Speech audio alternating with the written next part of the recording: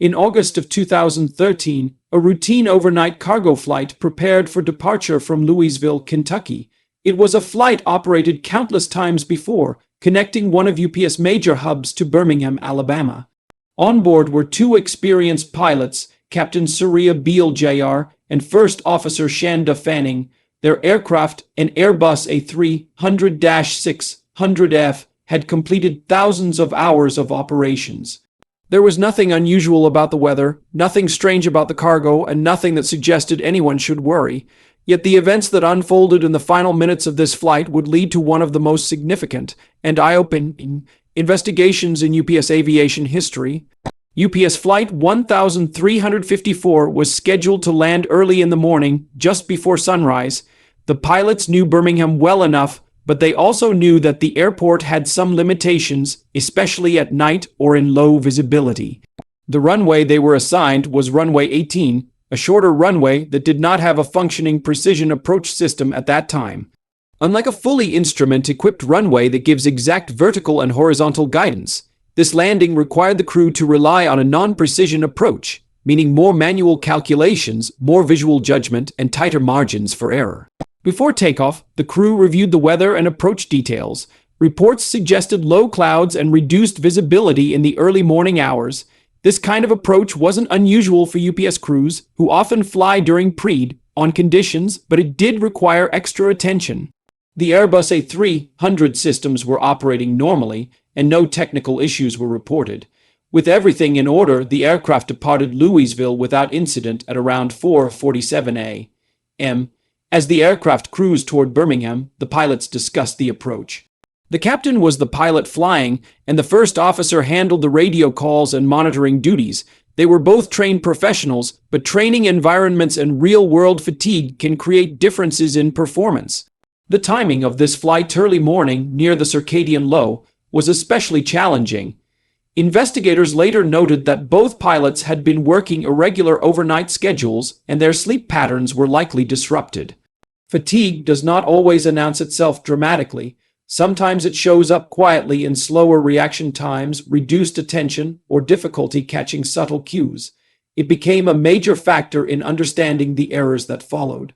As Flight 1354 descended toward Birmingham, air traffic control cleared them for a non-precision localizer approach to runway 18. Unlike more advanced approaches, this one did not provide vertical guidance, meaning the pilots had to manually manage their descent profile. The procedure required them to maintain a specific altitude at specific points until they reached a point from which they could safely descend visually. But the cloud layer that morning sat low, and visual contact with the runway environment was going to be a challenge. The pilots followed the initial steps of the approach, but investigators later found inconsistencies between the expected descent profile and what actually occurred. The aircraft began descending too early. Instead of maintaining the required altitude until a specific distance from the runway, the descent path became shallower than safe limits. This deviation was subtle at first, so subtle that neither pilot commented on it. Fatigue may have played a role in reduced monitoring and challenge response interactions. Meanwhile, inside the cockpit, both pilots were working to interpret the dim pre-on environment. When flying a non-precision approach at night, recognizing the runway can be difficult, especially when approach lighting is limited. Runway 18 did not have a precision approach path indicator PAPI that morning. These lights normally help guide aircraft to the correct glide angle. Without them, pilots had to rely entirely on instruments, charts, and their own judgment. As the aircraft descended below the published altitude, the ground proximity warning system remained silent for the moment because the system is designed to alert only under certain parameters. The crew expected to see the runway environment come into view at any moment. But instead, the aircraft continued descending through 1,000 feet above ground level, then 700, then 600, far lower than the safe minimum. Flight data recordings showed that the aircraft was descending at a rate higher than what the captain likely intended. The first officer made several comments that hinted she sensed their altitude was not matching expectations, but she did not call for a go-around or explicitly state that the descent was unsafe. One of the important lessons in aviation investigations is how crew communication plays a vital role in preventing accidents. Even highly trained pilots can miss cues if they're fatigued, overloaded, or expecting a different outcome. At approximately 3 seconds before impact, the aircraft's automated systems finally generated a warning, sink rate. The captain pulled back on the control column and began adding power, but it was far too late. The Airbus A300 struck trees short of the runway, broke apart, and impacted uneven terrain. A post-crash fire erupted. Tragically, both pilots did not survive. Emergency responders reached the site promptly, but the impact had been catastrophic. The aircraft was severely damaged, with debris scattered along the uneven, wooded area north of the runway threshold. The cockpit and forward fuselage sustained fatal forces. The fire consumed much of the remaining structure. When the National Transportation Safety Board (NTSB) began its investigation, one of the first tasks was to examine the flight data recorder and cockpit voice recorder. The data revealed a clear picture of the flight path and the decisions made. It showed that the aircraft descended below the minimum descent altitude by hundreds of feet without the required visual contact with the runway. This was a critical procedural violation, but the question investigators needed to answer was, why did it happen? The investigation explored several possible causes. Was there a mechanical malfunction? Did the navigation system give incorrect data? Did weather conditions deteriorate unexpectedly? Or was there a human factors issue at play? The aircraft's systems were examined thoroughly, and no mechanical problems were found that would have caused the crew to descend early. The localizer signal was normal. The navigation aids were functioning as intended. The weather, while not perfect, was within forecast and did not change dramatically. The key factor, therefore, pointed toward human performance. Fatigue quickly emerged as a major element. The pilots had both been working during the overnight period, which is well known as the lowest point in the human circadian rhythm. The captain had slept poorly leading up to the flight, and the first officer also showed signs of chronic fatigue. Recordings revealed casual comments that suggested they were tired.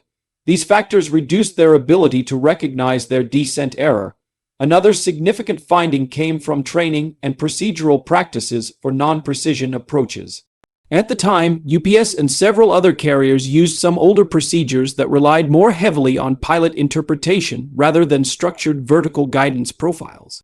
The NTSB highlighted that enhanced training, standardized stabilized approach criteria, and better fatigue risk management could mitigate similar risks in the future.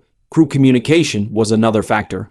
In the minutes before the crash, the first officer did express concerns indirectly, but according to cockpit resource management principles, concerns must be explicit and assertive when safety is at risk. The environment of a non-precision approach combined with fatigue likely made it harder for the crew to clearly recognize and verbally correct the deviation. The airport infrastructure also played a role. Runway 18 did not have an instrument landing system (ILS) at that time, meaning no precise glide slope was available. In later discussions after the investigation, industry experts emphasized the importance of upgrading approach systems at airports frequently serviced by cargo carriers during low visibility hours. After months of analysis, interviews, and simulations, the NTSB released its final report. The board concluded that the primary cause of the crash was the flight crew's failure to properly follow the non-precision approach procedure, resulting in an unstabilized descent below the minimum descent altitude. Contributing factors included fatigue, lack of effective crew communication, and the challenges inherent in non-precision approaches before dawn. Additional contributing factors included UPS fatigue risk management practices and the limited approach infrastructure at Birmingham's runway. The findings were sobering for the aviation community. UPS, responding to the report, took several corrective actions. The company updated pilot training modules, improved fatigue reporting and management systems, and enhanced procedural guidance for non-precision approaches. The accident also encouraged broader industry changes, including more widespread adoption of stabilized approach criteria and an increased push for installing or upgrading precision approach systems at frequently used cargo runways. The loss of Captain Beale and First Officer Fanning was deeply felt across UPS and the aviation community. Their dedication to their profession, their experience, and their service were honored. The lessons learned from their final flight helped contribute to safer procedures, better fatigue management, and stronger approaches to crew resource training. In the years that followed, accident investigators often referenced Flight 1354 when discussing fatigue and non-precision approaches. It became a case study in how multiple small factors, each seemingly manageable on their own, and line up in a way that leads to catastrophic outcomes. Aviation safety relies on constant learning, and every accident report contributes to preventing the next one. The UPS Flight 1354 accident stands as a reminder that even in a highly regulated, technologically advanced industry like aviation, human factors remain central. Pilots operate complex aircraft, but they are still human beings operating under biological limits. Training, procedures, technology, and organizational culture must work together to support them, especially during demanding operations like overnight cargo flights. The investigation into this crash ultimately emphasized that preventing future accidents requires more than identifying a single mistake. It requires understanding the full context, the fatigue, the workload, the communication patterns, the procedural expectations, and the environment in which pilots operate. Real safety improvements come when organizations address all these layers, not just the last link in the chain. Through this painstaking investigation, the mystery of UPS Flight 1354 was resolved not by uncovering a hidden mechanical failure or a dramatic unexpected event, but by revealing the real and challenging truth of how human factors can influence flight operations. It was a tragedy, but one that led to meaningful change, ensuring that the lessons from this early morning approach would strengthen aviation safety for years to come.